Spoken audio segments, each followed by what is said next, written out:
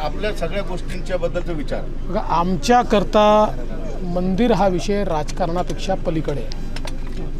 आम्ही नेहमीच हे सांगितलं आहे की मंदिर हा राजकारणाचा निवडणुकीचा विषय नाही. शेवटी बाबराचा सेनापती मीर बाकी यांनी जेव्हा राम मंदिर तोडलं त्यावेळी त्यांना हे माहिती होतं की भारताचं मानक म्हणजे प्रभू श्रीराम आहेत, ते आराध्य दैवत आहे. आणि त्यांना हे दाखवायचं होतं की तुमच्या देवालाही आम्ही शिल्लक ठेवत नाही, तर तुम्ही कोण आहात. याकरता ती एक गुलामीचं प्रतीक म्हणून ते राम मंदिर, ते बाबरी ढाचा त्या ठिकाणी तयार केला होता राम मंदिर तोडून. आणि म्हणून हे केवळ एक मंदिर नाही, मंदिर तर अनेक आहेत.